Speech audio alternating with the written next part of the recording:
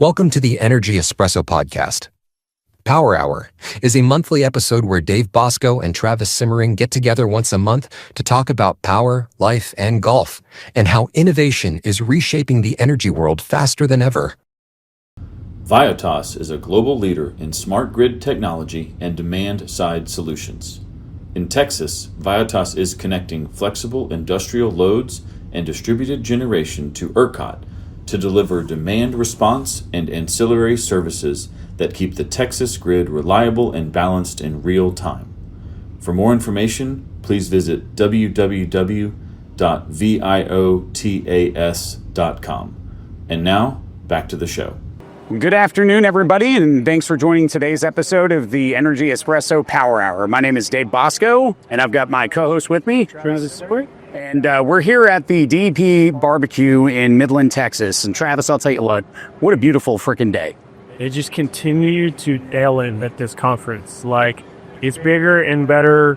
And somehow they just got the weather better this year. That goes incredible. Yeah. They can control it all. I mean, John ordered in quite the delicious experience for us all. Outside of all the barbecue and libations that are here, there's also awesome people. And it's just like the Super Bowl for oil and gas. Totally. I can really agree. I mean, I think this year they took the right, curated audience to come out here. They kind of got a lot of people's feedback for previous years. And this so far has been, the best that I've seen in terms of the clientele here and the conversations that happened last night, and I expect to happen today too. Yeah.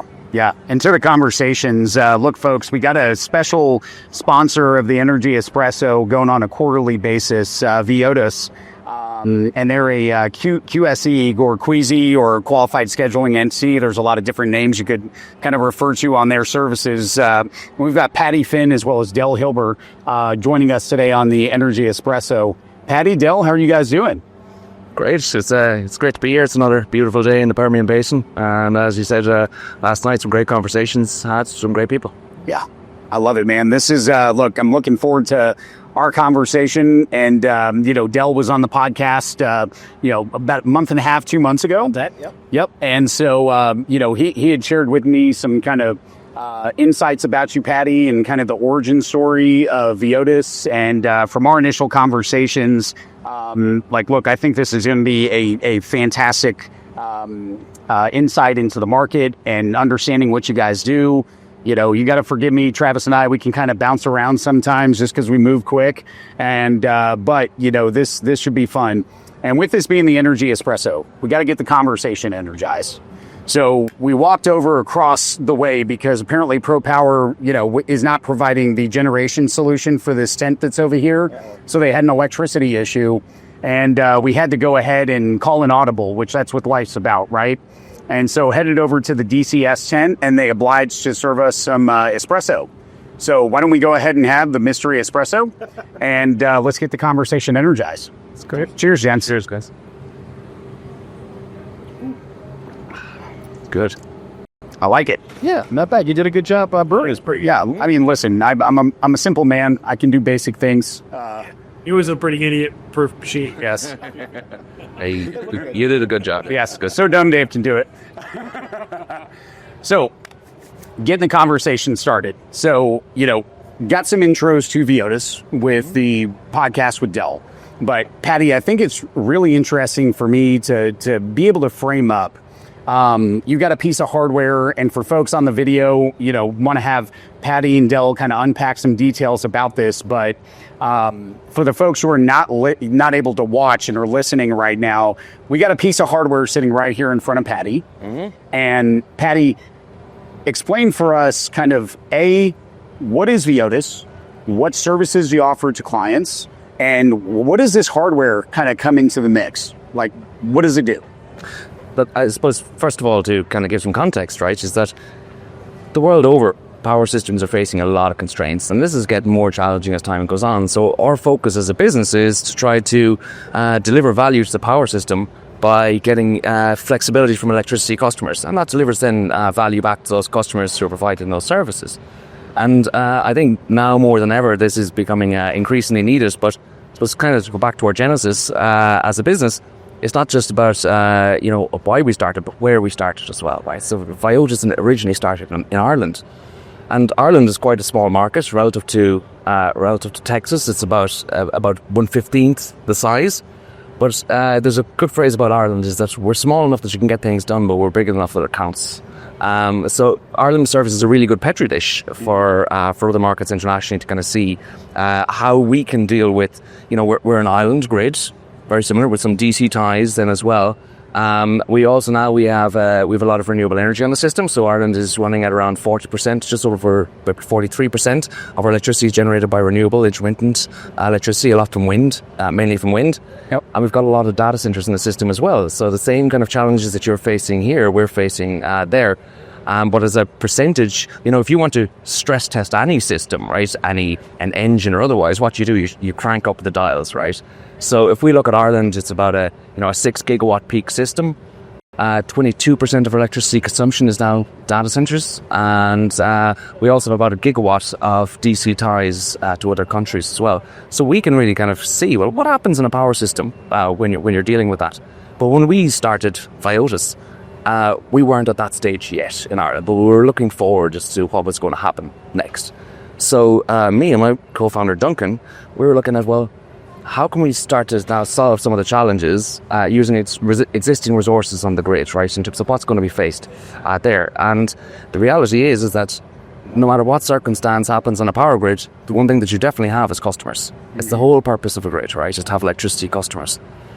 So if we can extract flexibility from the electricity customers, then it's always going to be there when it is that you need it. A very, very flexible resource. And it's not then just about extracting any type of flexibility. Technology changes the characteristics of what you bring to bear, right? What it is that you can get out in terms of those traits.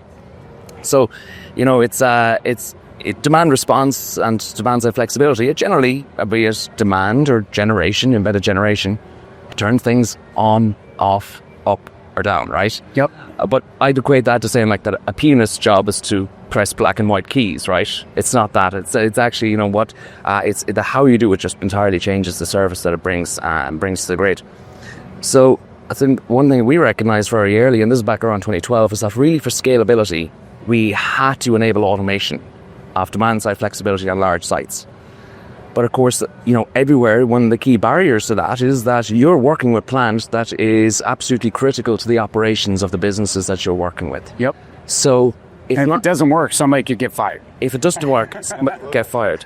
So, you're working with, it can be a great, you can have great technology, a great financial proposition, but you're working with a guy across the table at that facility, and his or her, in their mind, they're thinking that, look, if you don't come back here, I'm safe for my job. But if you come back here and mess up, I'm out of here, right?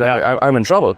So we really have to build, it's about building confidence there. And this is actually, it's really about, it's about that relationship that you build with the customers, and that you take the time to get in and understand their business alongside them. And so it's not just about bringing any flexibility or taking the lowest hanging fruit here. We work with our customers to perhaps uncover flexibility that they didn't know they had. Yep. And sometimes, and in quite a number of cases, maybe we'll actually turn away from flexibility and advise them not to go down a certain route because of the risk profiles of their business, right? And I think from the start, that was a real ethos with us. I like that. I want to pause there for a second. Yeah. So we got some things to unpack. Appreciate you framing up kind of the opportunity, and dancing around that. We want to get into it a little bit more, is some more details around the opportunity that you guys saw in ways that, you again go, hey, there's a bunch of different companies that can schedule resources. The experience kind of taking that consultative approach. Yeah. Travis, that's something that, I think business-wise is really critical. You can push things on people, but do you really solve the problem, right? I just met Paddy right before this, 20 minutes earlier, and the first thing he said about the company was basically customer partnership, transparency, accountability. Yeah. Not those exact words, but that's what it feels like you guys are super passionate about, which makes a ton of sense in this space because ultimately you are controlling Olipa's assets. Subsidiary. Very expensive assets. From the click of a button, a ways away. So that takes a lot of trust to handle what you guys do. Clearly, you've done a good job building out the market share you did in Ireland and Australia and other places. So walk me through like how important that is to you guys, how you manage that as a company, just that true partnership piece of it with customers. I mean, you just said you'll turn down customers from doing certain things, which like that says a lot in itself. Yeah. We have a very active relationship with all of our customers, and I love the fact you used the word advisor, because we want to be a trusted advisor to our customers. We're not just another Queasy, as Dave say. So when we have that relationship, that's a relationship that we want to foster, and it's an active relationship. We have a customer retention around 99% in Australia and in Ireland. We're going to have that in Texas as well, because that's ingrained who we are. It's part of our core value. And when we look at an opportunity and look at the customer, we look at the resources that it potential bring to market. Again, safety is always important. The viability of the business, we're not going to step on anybody's toes. At the end of the day, the customer is in the driver's seat with whatever we do. But being able to optimize those resources and maximize the revenue potential for the customer in the market is an active process. Our hardware and our software allow us to do that. Whereas some other people in the space, it's more of a set and forget. We're going to enroll you in the program.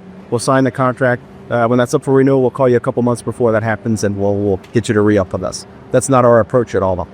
It is definitely a partnership with the customer. Step one follows. That's super critical in any business, and I think that, is a really awesome way to differentiate and get that sticky factor with people. And, Paddy, you were kind of explaining with this hardware that you guys have developed, and there's probably a technology stack in general that is associated with that allows you to drive some of that differentiation. What are some of the ideas and use cases around, like, outside of this just being a communication layer to be able to activate those resources come online? Are there any other details about this that are adding value for customers? Yeah, absolutely. So it's a two-pronged approach, right? So first of all, the technology is there to make sure that we can enable the highest value services for our customers, not just now, but for generations of services to come. And I can get into that a little more in time on that one. So let's say, for example, this is a modular system. So, you can literally take this apart. We can build out the system to make it larger, smaller, depending on the customer's need.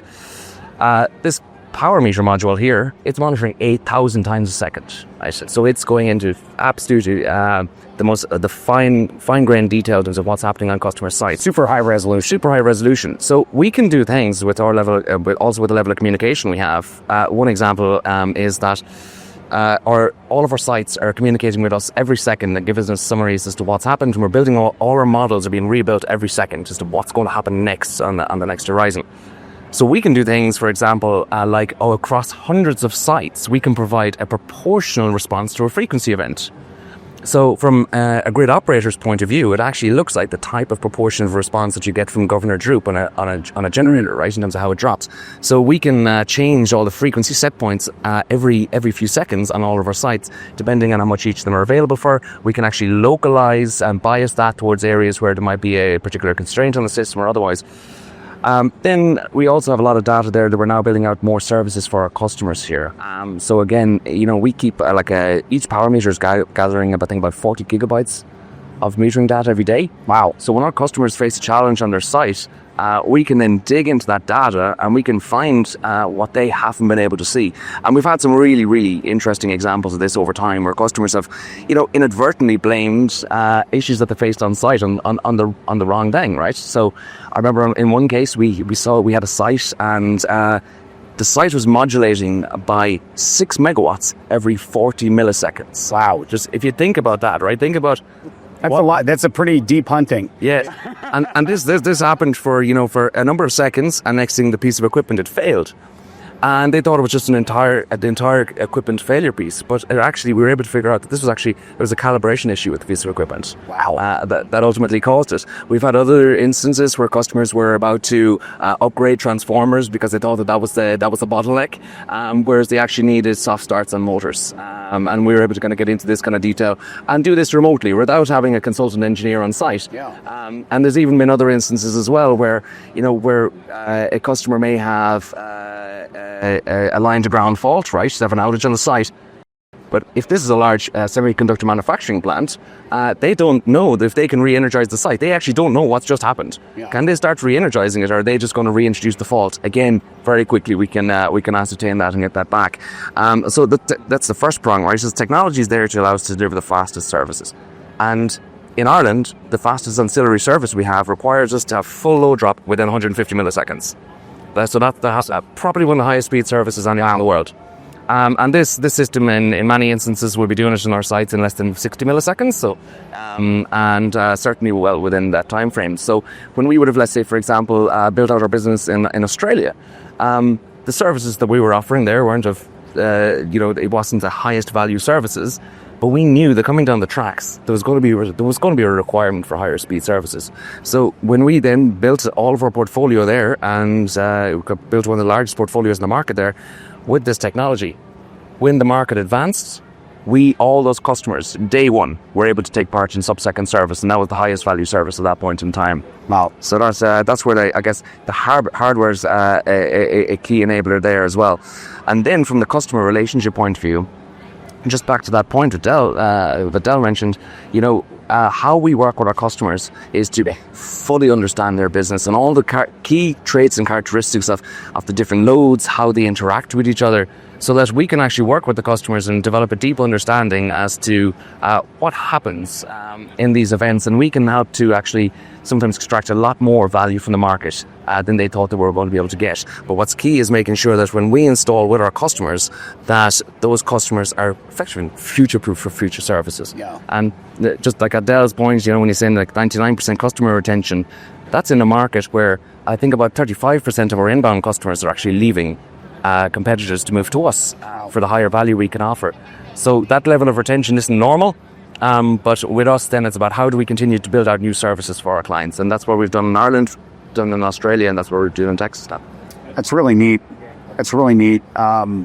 Wow, the fact that you guys, for me, an important piece to hone in on there is from a time of an event occurring. What normally would happen is you'd have to dispatch human beings and do a root cause analysis. That costs time, money, introduces risks to the business, and you guys are mitigating a lot of that. I mean, crazy business idea. I would start quantifying what that would be in downtime for a customer otherwise without service, and sending people a bill. That's incredible. That's incredible. Something I want to kind of, understand too, and Travis, Paddy was talking about the data center piece early on, and I would say kind of late 2017, 2018 timeframe going into the early 2020s. Got to remind myself it's only 2025. I'm talking like an old man here. Data centers started popping up like crazy in Ireland, right? And you think about TM 2500s getting dispatched over to Ireland. There is this critical mass of opportunities where I think Microsoft was one of the initial big data center kind of developers that came into the Ireland market. That's a lot of what we're experiencing here in the United States with this proliferation of data centers and AI and hyperscalers, right? Any thoughts on kind of, Q and Paddy on ideas on what worked in Ireland and what can maybe be applied here to the United States? I think what I was most interested in, we talked a lot about the tech, which is super interesting. Clearly what you guys do, I think is a differentiator in the services you offer. What I think would be interesting is you saw what you saw in our, right, with the grid mix that they have, the grid stability that they have. You did something similar in Australia with probably different characteristics and parameters, right? You guys seem to really understand data. Why Texas? What are some of the specific things you looked at that said this is the same, different, So when we look the world over, we're looking at where can we deliver where we're going to give our customers advantage, right? That's key. So we look at this, where we feel the market is going, how advanced the market's going to be as well, right? So Ireland is a kind of a day ahead and then a balancing market, right? We've got a capacity market. Australia, like here, is energy only. Australia then is a 5-minute market, right? So Australia then we've got effectively, we're bidding every 5 minutes for the next 5 minutes. We get our results 20 seconds into the 5-minute interval. So, so what's the direction of travel in the terms of things are going? So, we have all of our, our AI optimized order bidders, they all drive this. And really we've seen an incredible optimization from our systems in terms of the amount of capacity that we can bring into the market there. So RTC and that direction of travel here is exactly aligned with where we deliver value. And I guess one thing for us as a business as well is that we operate a hub and spokes model. So we want to try to help. We want to try to advance any markets that we're in, and we also want to advance our capabilities as a business as well.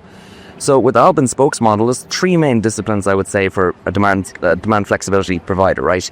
You need to be very strong on engineering and on the technical front, very strong on the commercial, on the sales front, that relationship building. And then the third one is regulation. That is absolutely key as one of the 3 main pillars of a business like this. So what we have is we have centralized resources within the business that then work with each of the markets. And what that's designed to do is to not only share our learnings from one, to bring learnings to the markets, right, in terms of, but also for us to learn from the markets. Mm-hmm. And ERCOT has been, I think, an exemplar globally. When I would have been starting out in this space, in the kind of mid 2000s, and that, ERCOT was always looked at in terms of like market design. I know that our TSO in Ireland takes a lot of its trades, a lot of its systems actually would align with ERCOT systems, and I often think that market design elsewhere is often a secondary consideration. The first thing that's looked at is the grid requirements, and then it's almost assumed that you can make the market just fit around it to make it happen, right? I think that actually takes more of a front seat in ERCOT. So for us as a business, I think this is a really strong market for us to be able to bring our learnings from elsewhere too. Yep. But also, as a business, we can advance as a business and really grow up, right? Get through adolescence into real adulthood. Yeah. Here in ERCOT, and that's going to help us with the services that we bring from ERCOT to the rest of the world as well. No, that's really cool. That it's a 90 gigawatt system. That's this year, right? Yeah. This year. What is it now? I mean, and that's on kind of the market dynamic aspect of this. The utility markets in general have been a very, old kind of like stuffy business, right? Yeah. Where we plan, there's a future, and we know exactly what this kind of goal is to hit. The transient nature of demand coming into the market from off-takers, the incredible amount of, at data centers, industrial loads, people just want to move to Texas because it's a great place to do business and, just awesome state in general. Sorry to do a pitch for Texas, folks. There is so much happening here so quickly. What are you guys seeing as like the biggest market opportunity from a generation size perspective? Do you guys have a specific customer profile that you think makes a lot more sense to help be able to firm up and participate in some of the ancillary services or additional demand response options here? Absolutely. So one of the things that it's great about Texas, of course, the first state in the U.S. to deregulate way back in late 99, 2000. So cutting edge, we're a cutting edge company. Yeah, we think it's a good fit. It's good DNA in that sense. Absolutely. When we look at customer profiles, we're looking for where we can make the most impact for the customer and for the market, right? With the hardware and the software optimization, moving them in and out of the different programs. So if you're looking for an ideal customer, right, the ideal customer would be, I have 10 megawatts and I can turn off whenever you tell me to. Are we going to find that? I hope that we find that. But the reality is that, we're not going to find that perfect customer, right? So we have to look at the customer, again, know their business, know their operations, and actually send our engineering staff in to work with their staff to figure out which pieces of equipment might be good for a frequency purvey or for an ancillary service, right? You can then actually carve out individual panels or individual pieces of equipment and actually enroll those assets into the ancillary market. Yep. These programs are not called very often, but when they're called, it's bad, right? The grid is in dire straits. So anything we can do to build our portfolio, right, and make those customers good grid citizens, right, preventing rolling blackout, preventing winter storm urine type of event from happening again, God willing, we can do that, and we can aid in that. Texas is unique. You mentioned the load that's coming in, but we have an enormous amount of renewables, right? Yes. We're in West Texas, Yes. right? We've got wind everywhere, right? It's transient nature. If the wind stops blowing, happened in 2014, it wasn't predicted, chaos, right? So having these assets with our technology able to respond as readily, quickly as we want them to, heck, most of the programs on the load side, we've got several minutes to respond. Well, we could do milliseconds. Yeah, we're well suited for it. And, one of the things, we obviously have great engineering staff here locally in Texas. Well, we have a support team in Ireland. We have 110 employees. More than half of those employees are dedicated to the data sciences and the technology about our company. And you asked earlier on, what makes us different than other people? The effort that we put into our back-end systems is second to none. Yeah, I've been in this space, since 1998. And I've never seen a team dedicated like that to the core product and how it helps the end customer. And then when you combine that, we have an excellent engineering manager here, Nuclear Navy, great guy. He goes in, best of buddies with the facilities managers and the operations folks, and literally can sit with them, make them feel comfortable about what we're looking at and what we're doing. And it's a great relationship. We build that portfolio up, as Paddy mentioned, and that becomes a flexible portfolio. If there's one program that's providing more value to the customer, right, we can bring them in and out of that program. Depending on the program, it'll be near real time, 5 minute, right? There are longer enrollment programs, like the ERS is a longer program. Sometimes that has more value, right? And we can recommend and say to the customer, hey, there's more value in this program for you, and you're going to do more to support your credit, right? So we have that flexibility. And the ideal customer is somebody who trusts us, right, to do that, and they give us that access, and they trust us enough to, hey, these are our processes, here are our single lines, right? Oh, by the way, did we mention we have a generator up back? Can we use that? Yeah. Yes, absolutely, we can. Let's look at that. So it's a great partnership with Festival, and we have good partners that we work with on top of it. So the perfect customer doesn't exist. But we find them. I like it. So, Paddy, kind of to sum up what I was asking, think of this as like the democratization and open source use of that data across the broader market. Do you see that as something that is going to develop or has value that exists in our grid challenges, not only in the ERCOT market but across the globe? This is exactly where I hope it'll go, and where it needs to go, because there's incredible talent out there in the data sciences. Also, AI can bring phenomenal capabilities to bear. This is the use cases are endless in that regard. But you can't software your way out of bad hardware, right? You're limited by your ability to gather key information from the sites and also your control mechanisms there. So from this layer, if we look at this layer, it's there to try to provide our data scientists with the best information possible so that they can achieve the best outcomes. And, if that's then feeding into open source systems that can help us to make better decisions that are, that we're working on open source systems with others in the data layer, then that's absolutely fantastic. But, if we were to kind of use a lot of what's existing out there, it wouldn't be able to give us the level of performance that we want. And what's very important is that when we look at a lot of the standards around frequency measurement, for example, so that's where we make a lot of our decisions, right? And we have to decide and act very fast and confidently. And what we found was that, with other hardware, we could either be fast or we could be confident in what it was we were doing. We couldn't be both, and we needed to be both. Mm-hmm. So that's why we go to the resolution that we go to. That's why we have all of our own proprietary algorithms running behind this, so that we can quickly understand, is this just a transient that we're seeing? So, you might see a step load in the power system, and that basically can cause a phase shift, and a phase shift in a very short space of time actually looks like a change of frequency, right?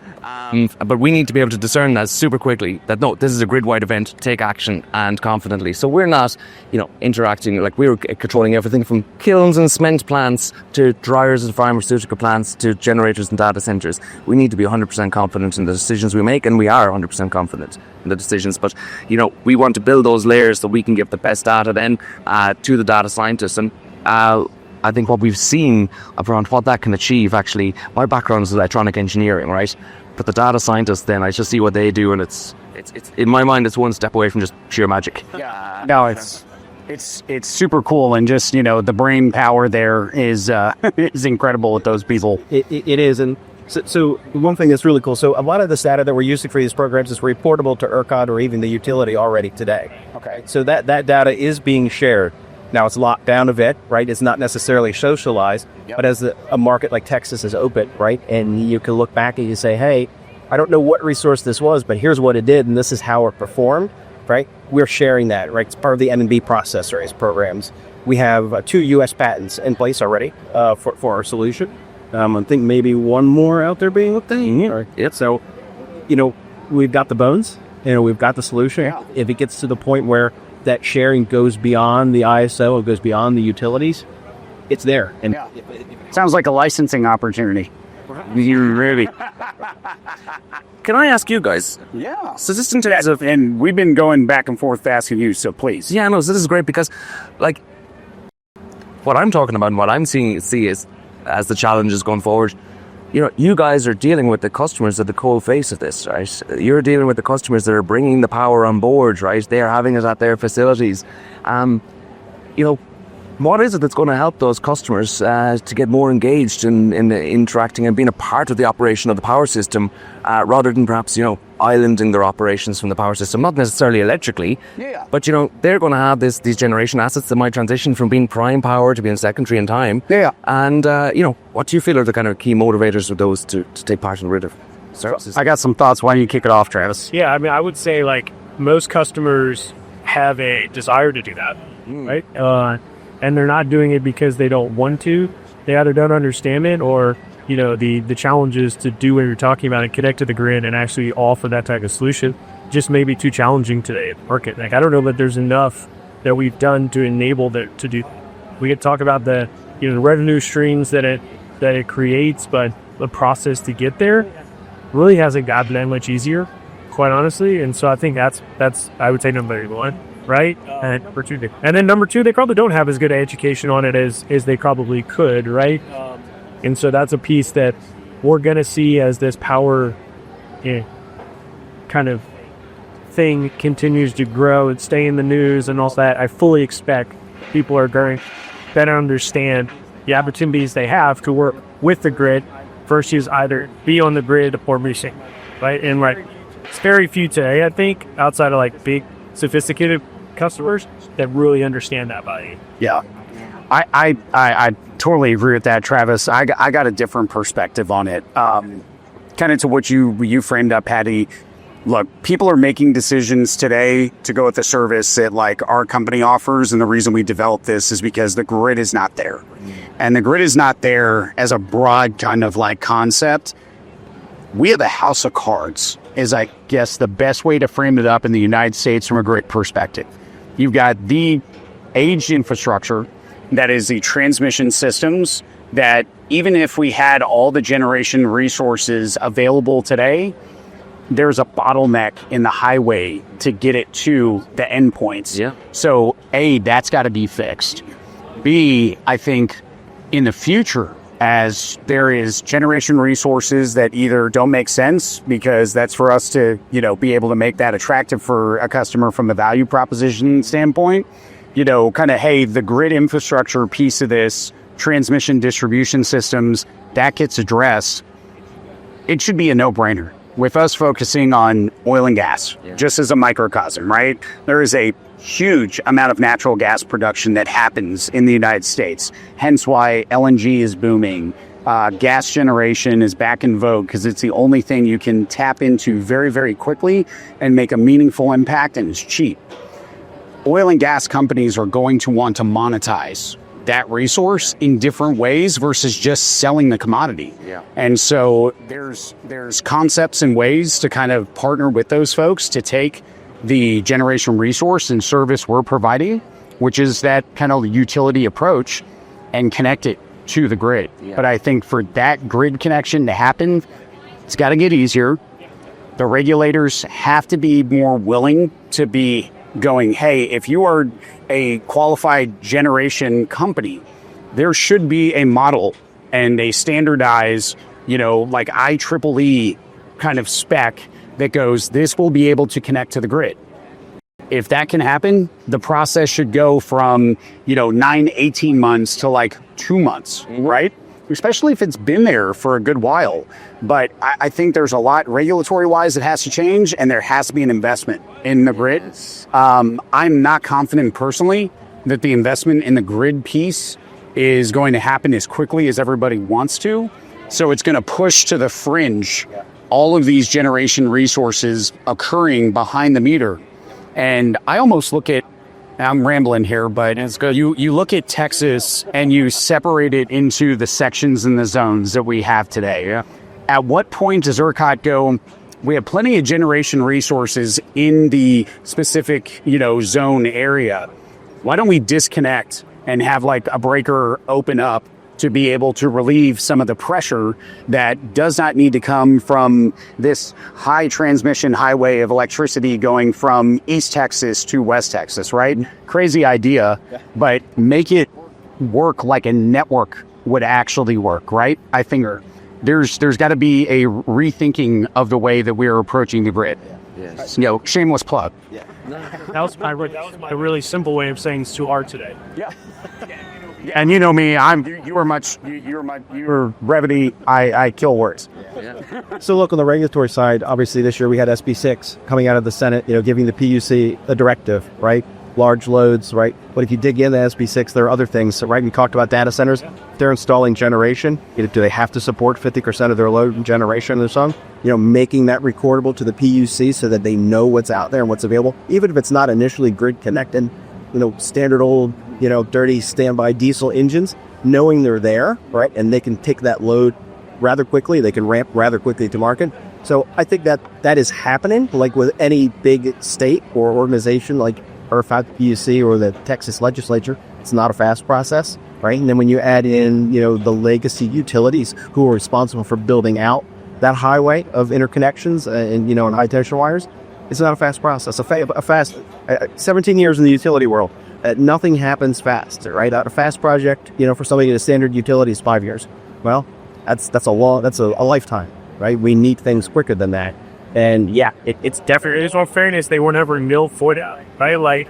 I think we all expect, there's this stigma around utilities not being fast, being kept rigid. That's what we asked them to be. And it was a reliability. Yeah. Now it's just it's a different market that they are not built to, act quickly. They're not built to change. They're not built to be flexible, right? So you're asking these companies to solve those problems, and I think it's going to take them a long time to transition, which is by folks like us are helping enable some of this flexibility and managing the volatility, and in many cases capitalize on it, right? Absolutely. Profitability pursuit. You mentioned about if there was standards set out, you adhere to this is what connects well, right?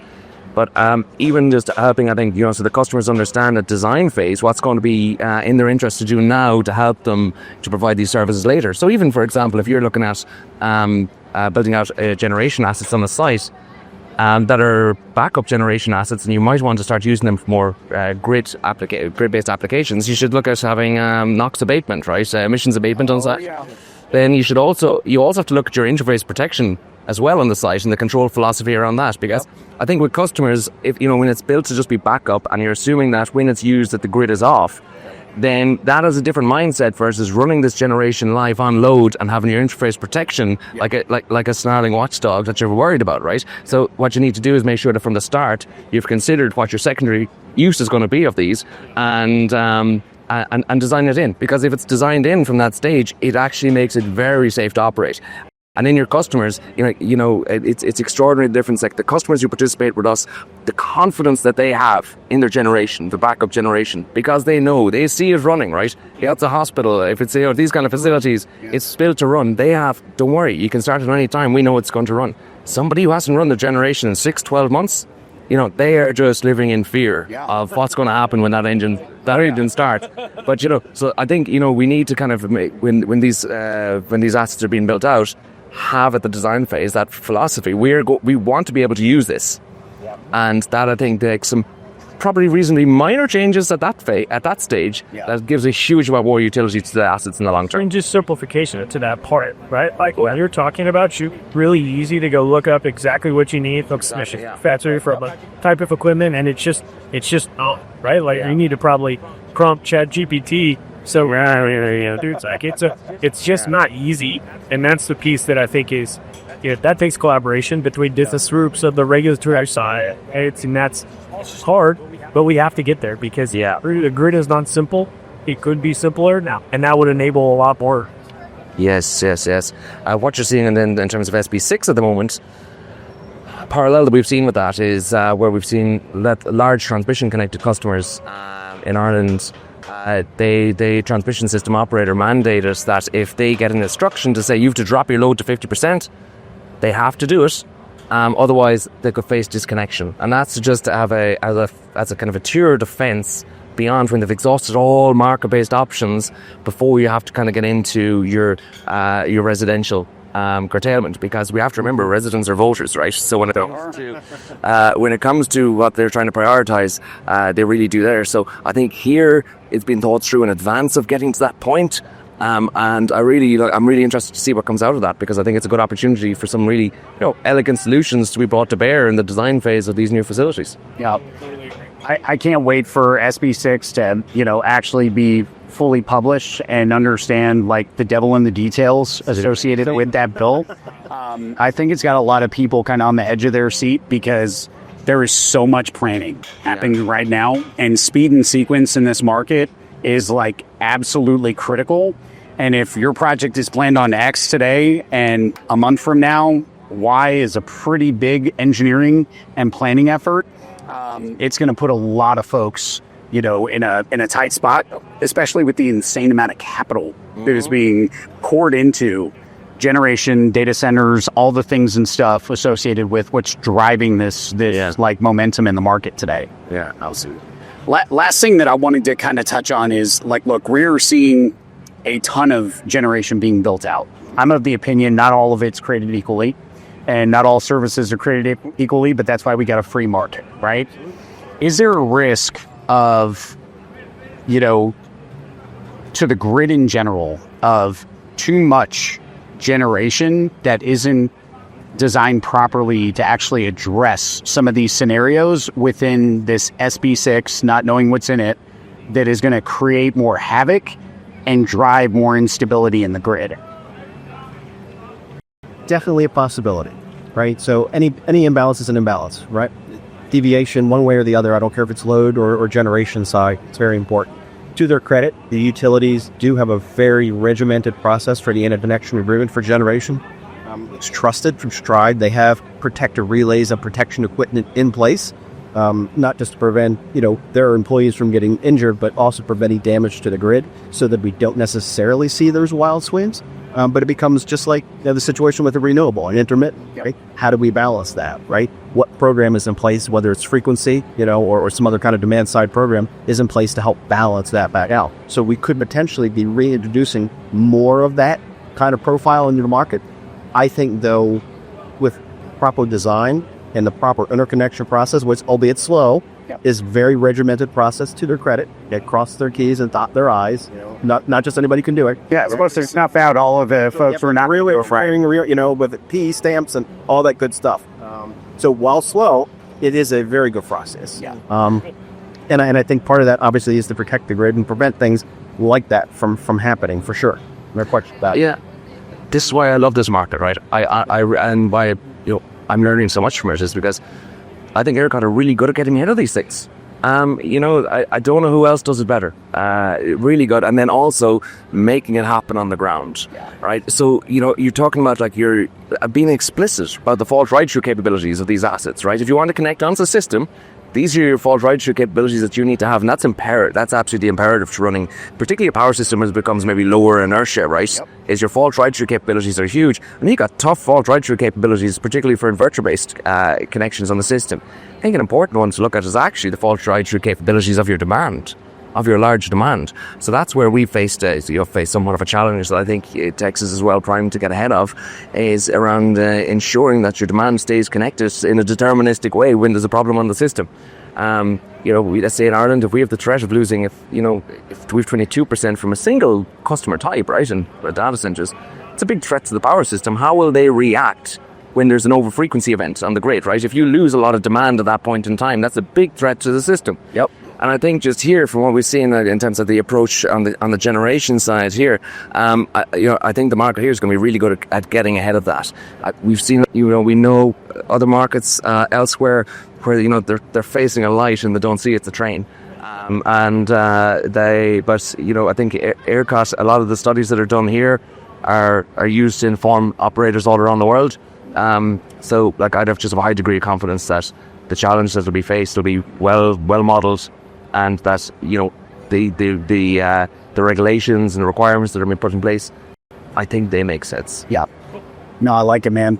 Well, gents, listen, I really appreciate the opportunity to have you guys on the podcast. Also appreciate you guys sponsoring. We're going to do these quarterly check-ins and talk more about market dynamics, some of the stuff that, obviously gets us excited. And folks, we hope you enjoy the content, and encourage you to reach out if there's some topics specific to the regulatory side of this business, some of these market dynamics that you want to learn more about. This is a great forum for us to discuss that with, industry experts, and combining, the different sides of the puzzle from the generation side of it and the folks who manage the resource piece in getting it into the market. So thank you again very much to VIOTAS. Thanks again to Daniel Energy Partners, Upright Digital, and our listeners for, tuning in. And we'll be coming at you next time with another episode of the Power Hour, and appreciate it very much. Guys, thank you very much. Yeah, You guys. pleasure.